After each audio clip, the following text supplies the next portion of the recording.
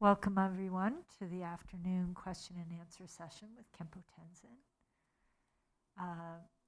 There are a few questions that one person has submitted already, so we'll start with one of those questions to begin the session. What if I struggle with faith? What if I struggle to believe the Guru is the Buddha? What if I struggle to believe that this path will be worth it for me?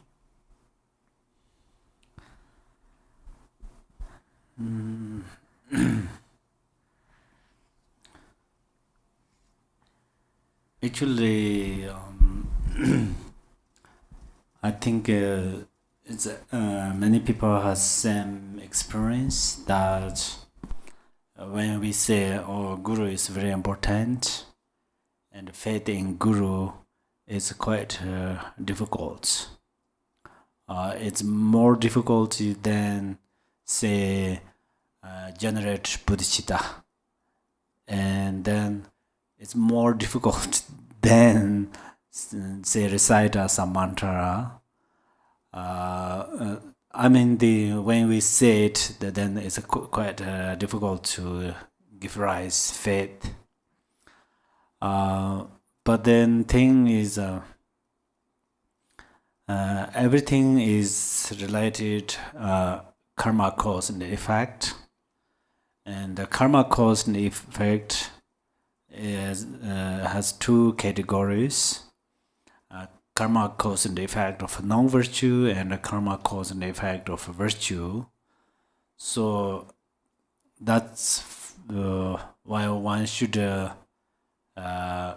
cultivate more virtues. And if one cultivates more virtues, then slowly one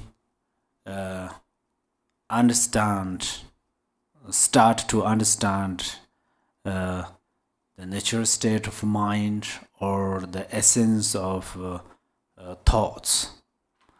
But then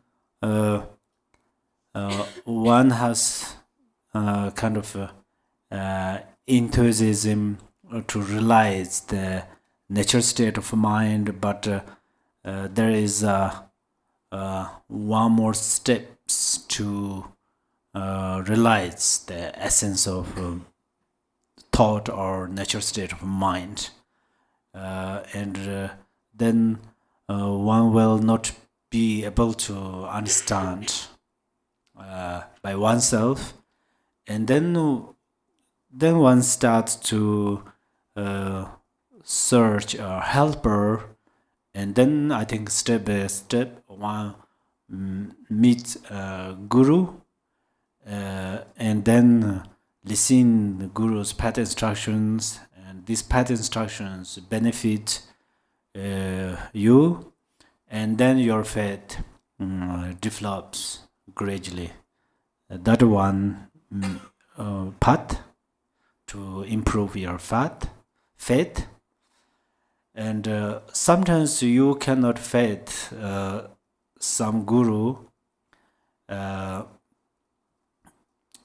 think that's related. One is waiting for one's special root Guru. So one should cultivate more merits to find one's special Guru. I say that because Milarepa, he met many holy masters, but eventually he met Marpa Lodza. So before he met Marpa Lodza, he practiced a lot. You know, yeah, everybody know that.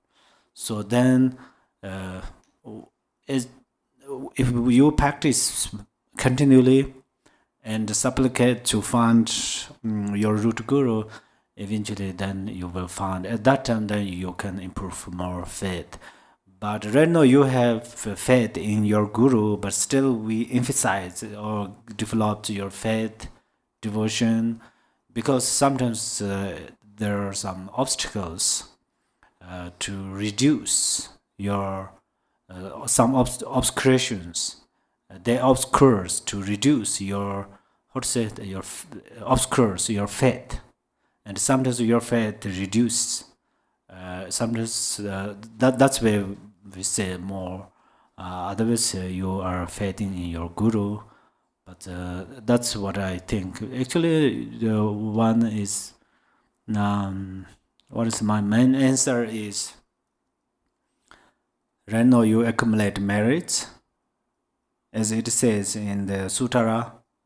As long as one has not truly perfected the two accumulations, one will not realize true emptiness. This is actually right now we are talking about a guru, but still you are going to accumulate two great merits. That's very important. And then you will find your guru, and then you can improve your faith and devotions. If you feel I don't understand the question clearly, then please you ask me again same question. Okay? There anyone? Oh yes, please. Khenpo, would you please demonstrate and teach us the mudras for the Dharani cloud offering mantra that we did today? I don't have all of it down correctly. Could you slowly go over? Maybe I can video it, if that's okay with you. Oh yeah, of course. Thank you.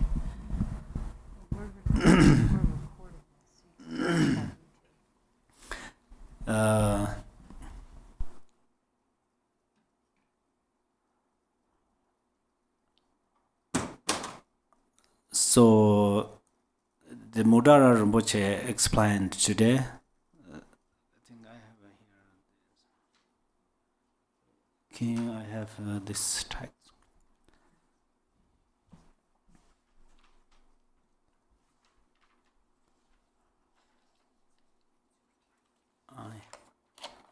So first, Namo Ranataya. At that moment, you are going to do this gesture of prostration, because Namo Ranataya it mentions prostrate to three jewels. Yeah. Namo Ranataya, Namo Bhagavate Bhaja Sarar Parmardane Tathāgataya Arde Samya Sambhadaya Tayatha, and then start Om Benze Benze Maha Benze Maha Tinzo Benze Maha Beyan Benze Maham Bodhi Tsiddham Benze Maham Bodhi Mindro Pasang Karmanam Benze Sarva Karma Avaranam Bhajodanam Benze Soha. Okay. So this actually Namo Nataya, Namo Bhagavate, and Beza Saratamadana, the Tangada are the sense of the Ya. Until there, it mentions Buddha. Buddha has many names.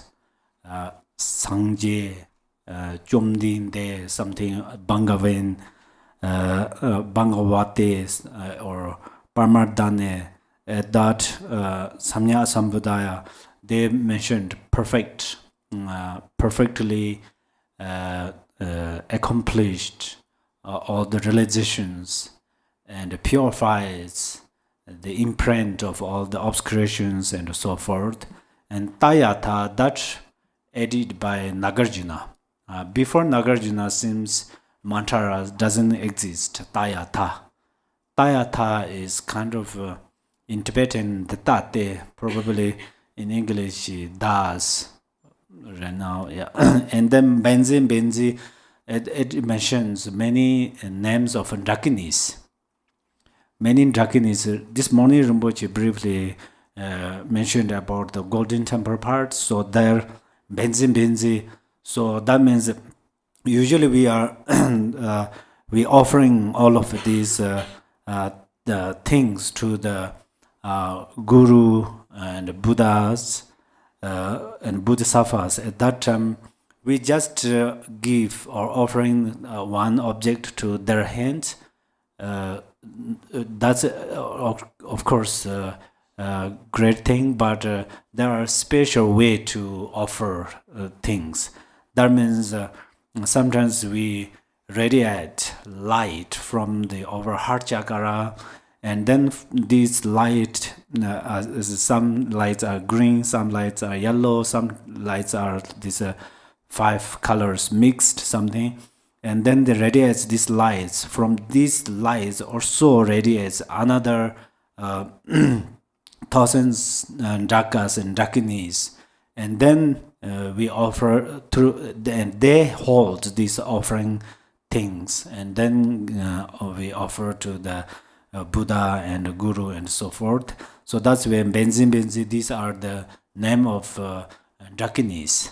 And then but after we eventually means we are going to offer the phenomena through the union of true truth and ultimate relative truth, the flowers or some colors and forms. These things are we bring from relative form, from relative truth, and then all in the ultimate truth we are visualize they are also emptiness, and then from this emptiness radiate those dakas and dakinis. So that's where these hands are dakas, these hands are dakinis.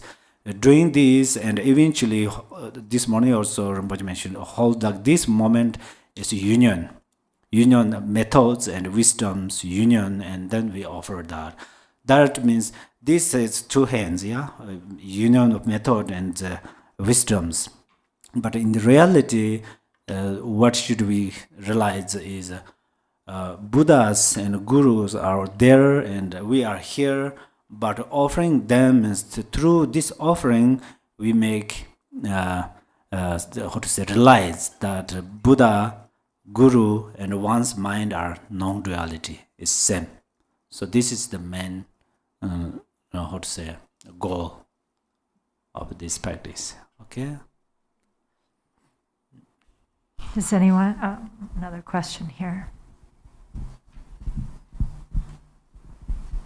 So my question is how to make aspiration for the next life so we could continue practice and be successful.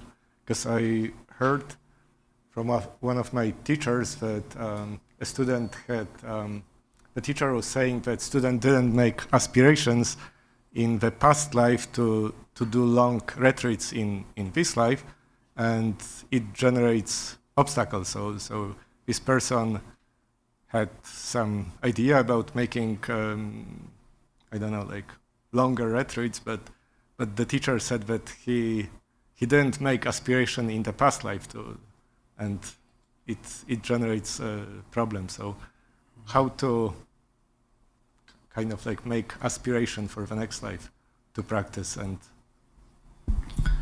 actually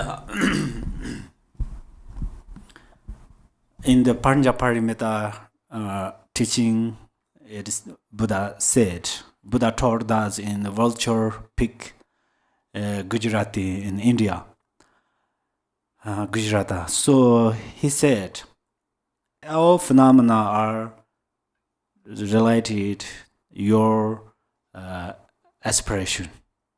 So that's where aspiration is it's same like, oh, I'm going to go to the school because I would like to become a doctor, or I would like to become a teacher, or I would like to go to Tibetan the monastery, like a Sheda school, because I'm going to become a monk or Dharma scholar. So everything depends our mind. So that's where right now you often, if you would like to become a Bodhisattva, great Bodhisattva in next life, and right now you are going to dedicate your merit for the sake of that, and you are going to supplicate your guru for the sake of that, and you are going to practice for the sake of that. But then at the same time, don't you think, oh, I'm going to become a great Bodhisattva, so I dedicate all of my merits for the sake of that. But then you should think that, oh, I would like to become great Bodhisattva, and similarly, there are many practitioners would like to become great Bodhisattva. So may they all accomplish their wish, and then you dedicate. Definitely, it will happen. It's a very similar. Sometimes the daytimes we have lots of kind of thinking for something. In the night we have the same dream. So that's where this life and dream, next life, Pardo are no different. It's our mind just to flow step by step. So right now our mind just rent our body for temporarily. So which imprint you keeps in your mind, then one day, one time, then this result will happen. So that's why it's right now, if you would like to become, for example, next life I would like to become a merchant, and then I would like to benefit many beings. Then right now you practice more generosity. Tomorrow probably Rinpoche taught, because it's related, that text inside has 10 powers. So one power is, it says, if you practice generosity, its result is you become wealthy. And then that wealthy also can benefit more beings.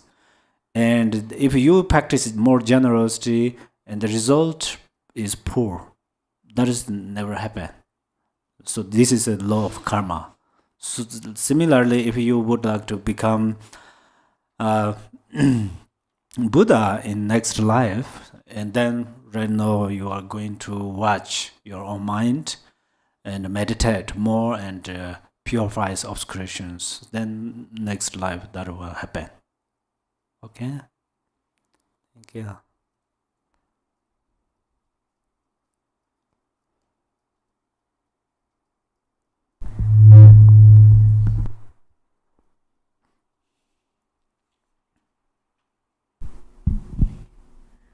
Hi, Khenpo. Hello. Just a question about the text, the visualization part.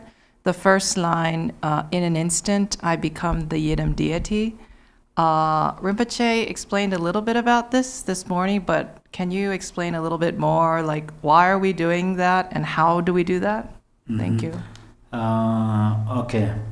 So, in instant, I become the Yidam deity. So there are different ways to visualize the Yidam deities. There are 5 types, 3 types, 4 types, and one special method.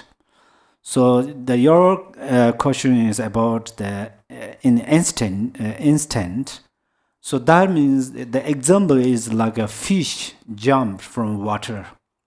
So that means you don't want to visualize like thrones, lotus, and the moon and the sun disk, and then syllables and so forth. So you suddenly remember like Vajradhara. You suddenly remember Vajradhara. At that moment, your mind becomes Vajradhara. So our mind is like water. If there's a water, we put there some coffee, then it becomes coffee. If we in the tea we pour milk, it becomes milk tea. Similarly, if you think Vajradhara, at that moment your mind becomes Vajradhara. So this is instantaneously. But then also you can visualize your form as Vajradhara's form. That also same way you don't need to follow step by step. You just visualize that your body is Vajradhara. But there is actually we say is there are three special way to visualize Yidam deities. Among them, one is one visualize oneself as Yidam. This is also we call pride, but that is not afflicted emotion. That pride is one thing. So I'm a Yidam deity, so I'm going to radiate compassion, bodhicitta. Not like, oh, I'm Yidam deity, that's where everybody needs to respect to me, something like that. Yeah. So that's why this instantaneously you visualize Yidam deity, but the beginning or and end you really need two things. Without that two things, then it's one suddenly think one is Yidam deity. Sometimes there is a little kind of small mistakes. It's very possible. I mean, majority practitioners may not happen that, but some practitioners may happen that. As I said, the first one need bodhicitta, generate bodhicitta. May all beings be happy, and then also one need compassion, that may all beings free from suffering. For the sake of that, then I'm going to visualize Yidam deity by myself. So that's the way, then one has no chance to make any mistakes. So after that, also dedication is very important. Dedication, that merit dedicate for other beings. So Jigten Sunggung actually said in the Buddha's single attention in his text, he said this instant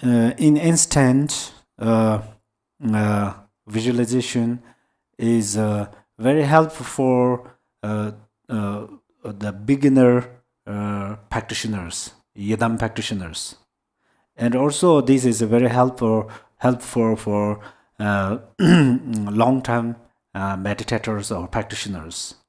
But still, he said, sometimes one needs to apply other skills of visualizations. But are you clear, the man? Do you get the answer?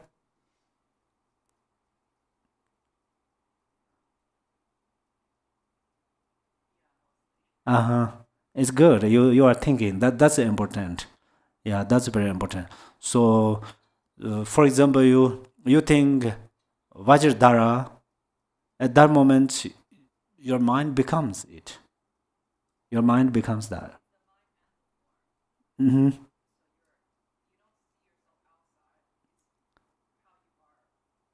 Yeah, that's just another way. That's you don't visualize there and visualize here, or sometimes visualize don't visualize there and here both. There are many ways, but in this moment, it doesn't say outer inner. Just you remember Vajradhara. Just remember Vajradhara. So at that moment, your mind becomes that. Mm.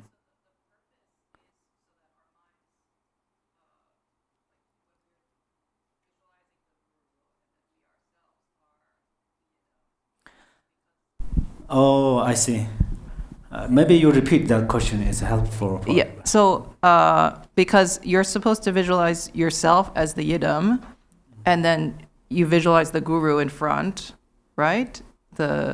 Because then the rest of the visualization. There is a way. Yes. Yeah. There is a way to visualize that. Yeah. And so do you visualize yourself as the Yidam because, like, what is the purpose of that? As opposed to just being yourself in this visualization, is there some, yeah. The purpose is eliminate I. grasping, self-grasping. So we are secularly exist in samsara because we have the self-grasping. When we have self-grasping, then we, through our actions, cultivate negative karma, and then we are always stuck in the karma, negative karmas. So that's where, if you visualize Yidam deities, at that moment, there is self-grasping is not in your mind. Self-grasping and Yidam deities are like a sunlight and darkness.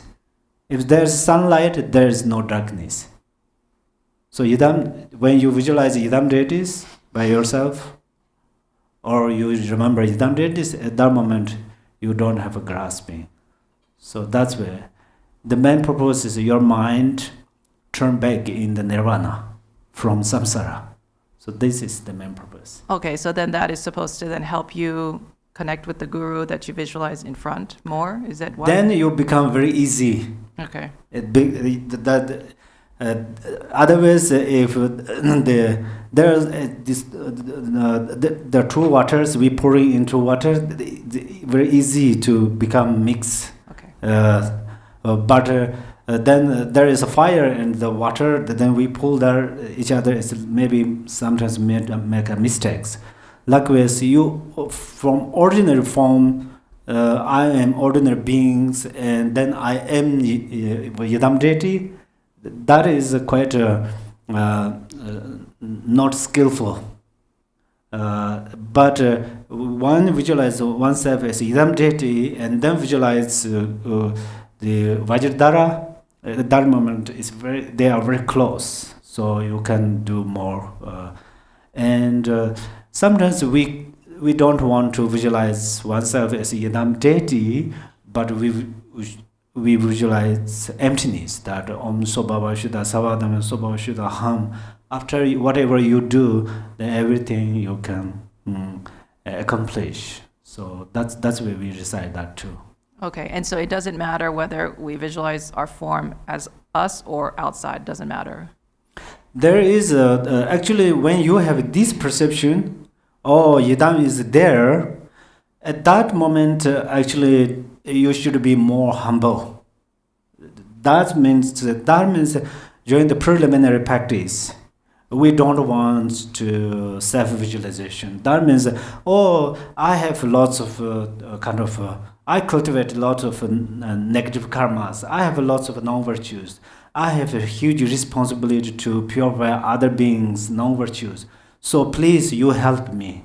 At that moment, the Yidams are like a king, and you are like the people of that king. So you start to request. But when you visualize yourself as Yidam deity, at that time, then Yidam deity is there, I'm here, not like that. You just visualize Yidam deity, and you can visualize yourself as Yidam deity. But in a short moment, I can't answer in the one way, because there is many steps to visualize, like a wisdom being and samaya being. At that moment, you visualize yourself as Yidam deity, samaya being here, but there still you are going to visualize wisdom being. There is way, but you are ordinary. You perceive that you are ordinary being, and Yidam is there. At that moment, then that means you request to Yidam, please come to help me something. At that moment, still you are processed to eliminate your grasping. Yeah, sorry, that's what I meant was you visualize yourself as the deity, or you visualize yourself outside as the deity. Do you know what I mean? Oh, you don't do outside. Okay, yeah, perfect. Yeah. Yeah. Thank you. Thank you.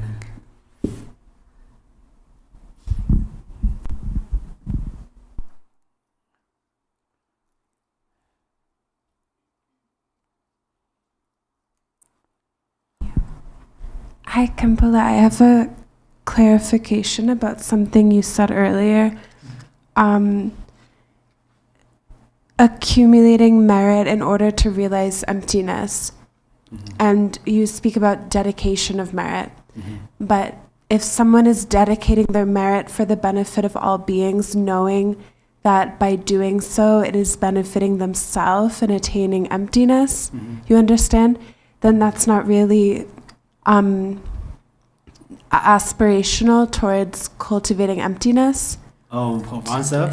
Yeah. Uh-huh. Do you know what I mean? Uh-huh. Like So- it's like how can you accumulate merit without emptiness, and how can you attain emptiness without merit? Mhm. Actually, the aspiration, when we're talking about aspiration, there are two kinds of aspirations.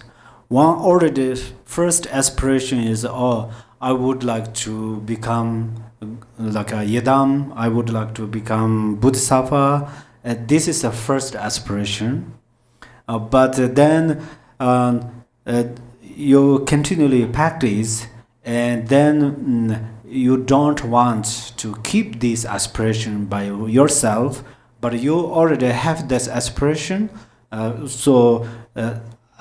After, for example, after a little while, or then next time you don't want to think I should become like that, but you think may all beings become great Bodhisattva, and you will become Bodhisattva.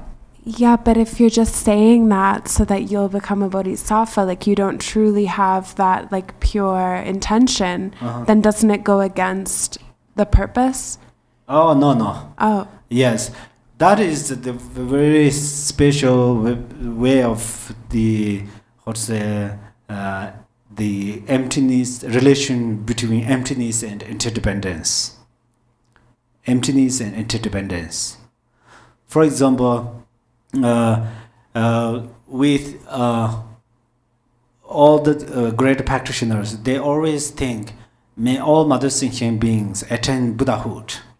At that moment, they did not think, may I become Buddhahood. If one think, may I become Buddhahood and forget mother sentient beings, then that practitioner can't do both. That practitioner cannot liberate other beings from samsara, and that practitioner cannot become perfect enlightened mind. So that's what who did is practical Buddhas and some Sharavikas, they did. Oh, I don't like samsara, so I am going to attain Buddhahood. So that way then they practiced. So eventually they become the practical Buddhas. Still we call them Buddhas, practical Buddhas, but that is not a perfect Buddha. That's why we call practical Buddhas. But if one thing is, may all beings attain Buddhahood, and then practiced through this way, then one become enlightened. One will become enlightened. And it also greatly benefit others too. And then, very beginning, of course, many practitioners have grasping. I mean, it's not negative grasping. That's I'm going to go to practice GBI. So first, this motivation, it will work, yeah.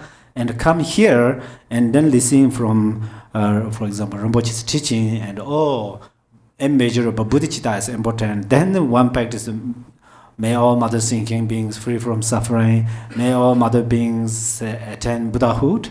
So at that moment, one forget I, but then it accomplishes one's goal. Okay?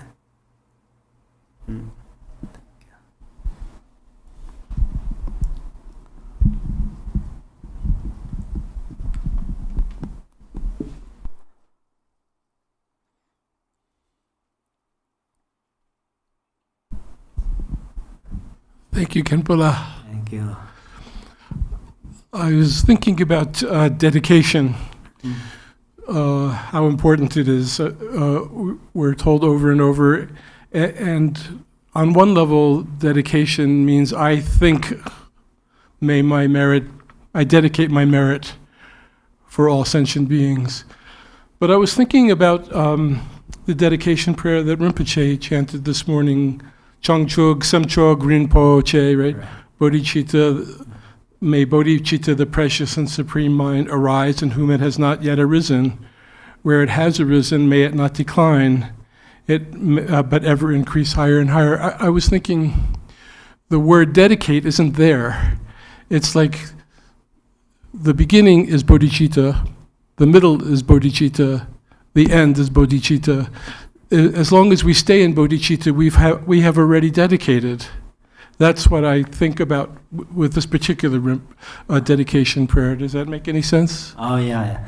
You are right. Actually, the Lord Jiten Sunggun said that all the Yidams are a form of bodhicitta, and the best protection mandala is also bodhicitta. So beginning, middle, end, all of these are bodhicitta.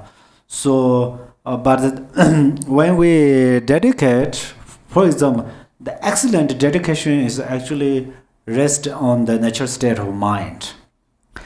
Rest on the natural state of mind, and that is dedication. That is meditate on the non-meditation.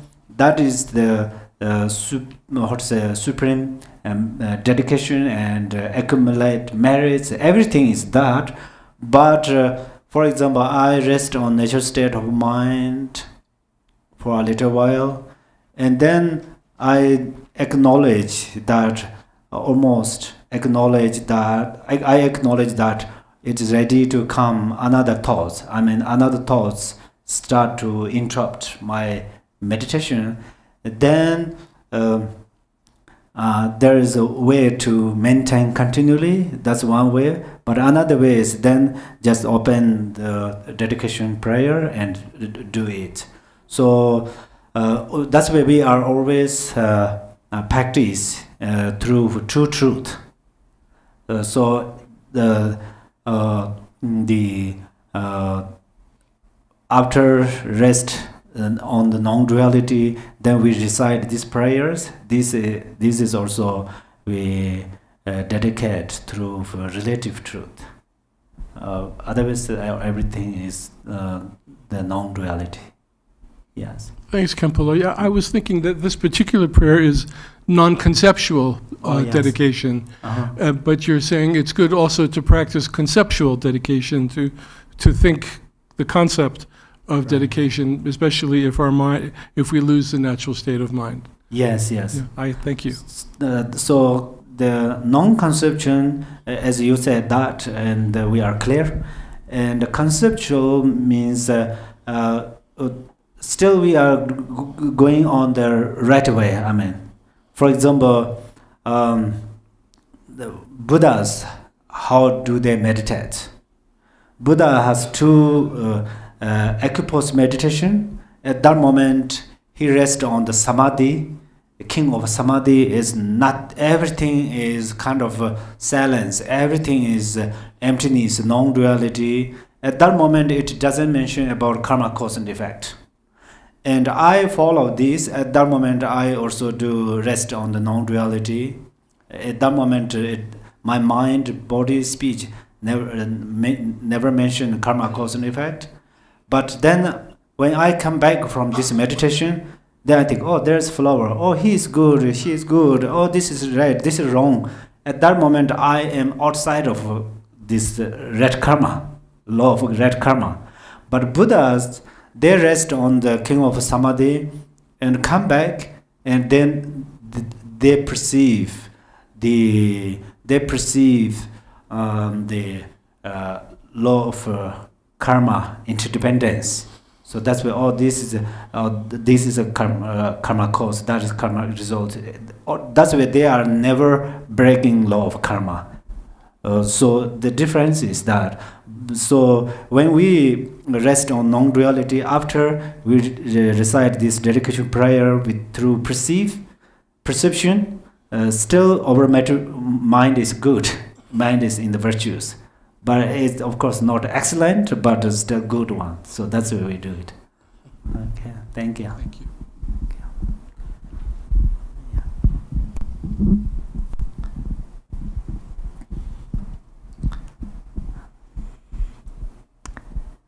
Okay, so next question that was submitted before is, how do I cultivate more love and compassion for myself, especially while beginning to walk this difficult path? Oh, yes. This is this is very important. Those beings who are who have so much depression. In generally, we say our guru also often mentioned that the I is not very important, and we always should love other beings. But sometimes we are going to practice love or bodhicitta for oneself. So that's why one should know that, oh, I have a precious human life. So I have a precious human life, and I cultivated this precious human life in my previous lives through long time practice, through undertaking hardships. So I keep the vows, many vows to attain precious human life, and I practiced a lot of other visualizations and so forth. So that's where now I have I found this precious human life. But then I do not use this precious human life on the right way. I mean, for practicing Dharma, for attaining Buddhahood. So I waste my precious human life. So that's where then you generate compassion and bodhicitta towards yourself. Otherwise, another way is then you should understand that right now, for example, I am going to training to cultivate bodhicitta. So first, I should love myself, because I cannot love other beings. So that's why first I am going to training to improve love by myself. And then you improve this love by yourself. And then after a little while, then you facing out. Facing out, that means you project your love towards other beings.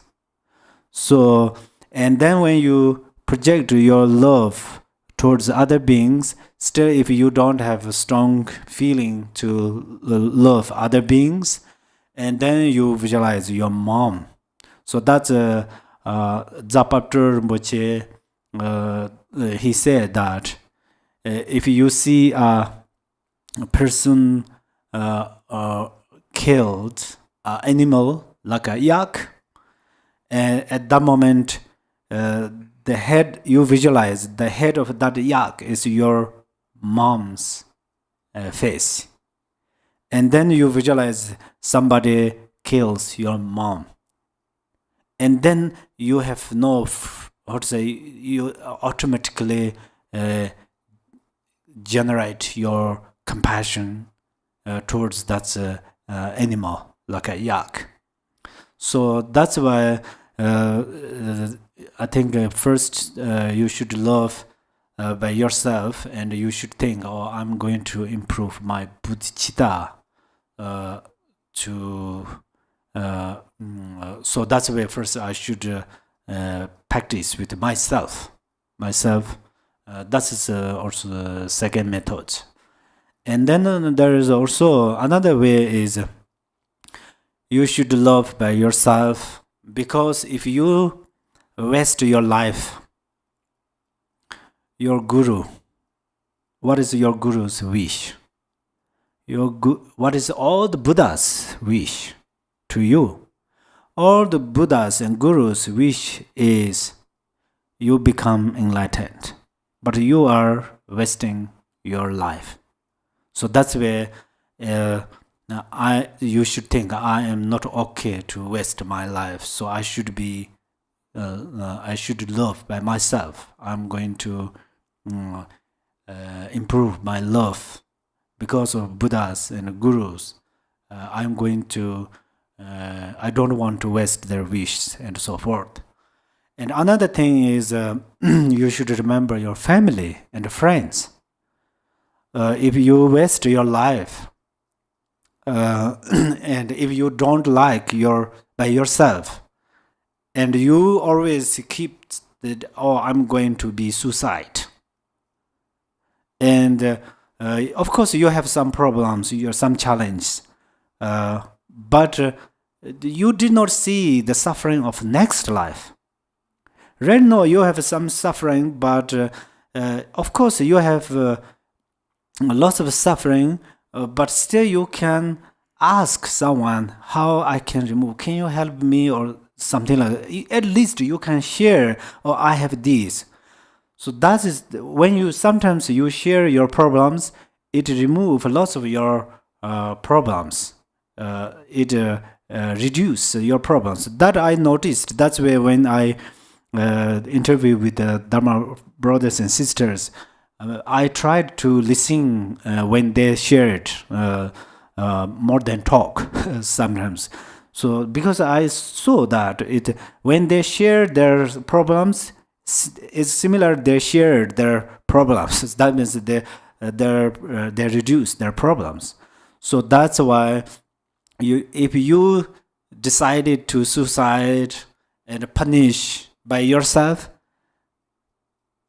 then your friends, your parents, your relatives, your supporters, they all also suffering through this way. That's where you are going to more love by yourself. But you always be alert that I love myself is correct or incorrect. Sometimes if you love by yourself too much, then you don't care other beings. That is incorrect. So then you are going to improve love to others, improve your love for the sake of others. And if you have a depression and you feel you are going to suicide and so forth, at that time you must love yourself. First, you should love yourself. That's very important.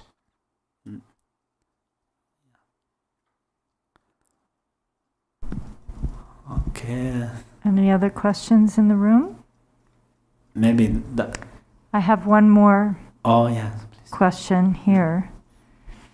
Is it normal to feel a lot of aversion, anger, frustration, self-sabotage when first starting on the Dharma path? I am struggling mentally to work through and accept how much my mind experiences tendencies of grasping and aversion. Oh, yes. It's possible. Maybe yes. Because when one comes to Dharma practice, Dharma teachers introduce the afflictive emotions. So that's where, and then you are a human being, you have a human intelligence. That's where you start to watch yourself, and then you notice it. So that's why one thing. But another way is when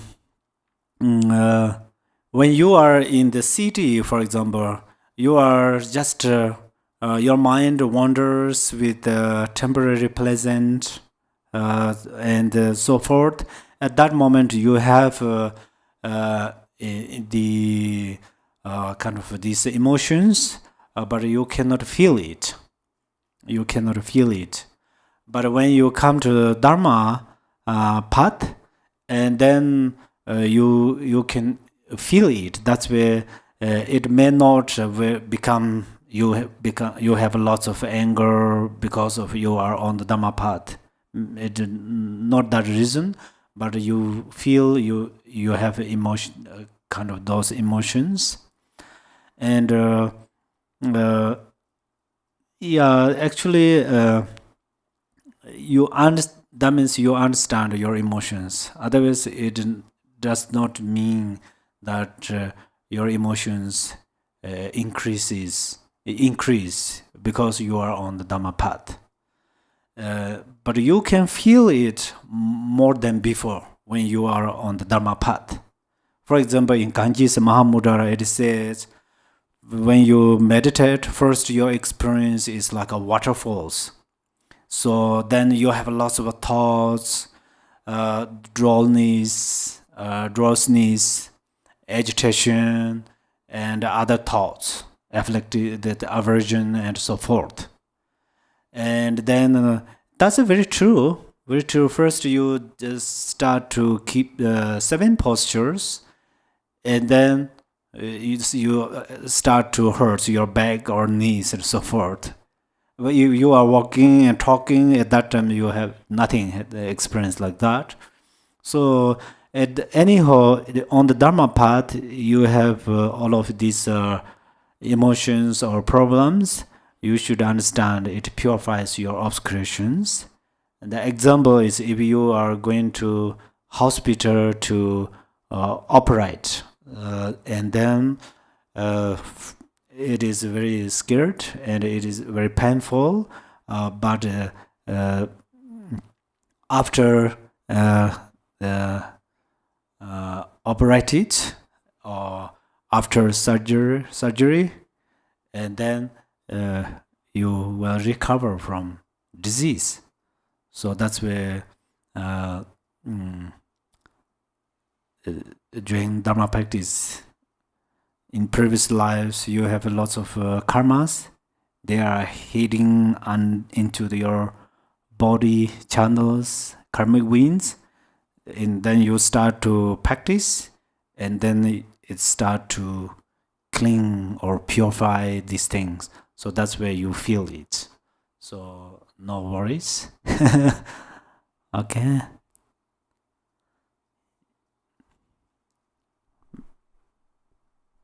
Any questions or? Oh yes, please. There. This follows a little bit along the same line. Excuse me. I have heard and been told that if you spend time with your guru a lot, that your karma ripens more quickly. Is that a truth, or is that just something somebody told me? Oh yes, that's yes. Yes. Yeah. Thank you. You're welcome. So that's why we always be mindful. Yeah, mindfulness is very important. If we have good, if we repent good, there is repenting good karmas. We should be apply mindfulness and improve that. And if some bad karmas repent, and then if we still follow this bad karma, we repeatedly cultivate this karma, and then we should apply mindfulness and try to reduce or stop to cultivate that karma. Okay, maybe that's all, yeah? Thank you so much, all of you, and so wonderful. When you have questions, then normally understanding each other is very important. You are first. First you eat, first you drink. Something these are very important. But when you have a Dharma question, then anytime you have questions, you can raise your hand and ask questions if you have. Then because your Dharma questions are also Dharma teachings, so it benefits all of us. And then let us dedicate our merit for welfare of other thinking beings. Okay. Chanchu Zemjo Rembo Je Ma Je Bano Je Jor Je Je Ba Nyan Ba Me Ba Yang Gone Gone Pe Wa Jo Thank you. Enjoy your dinner. Okay. Thank you.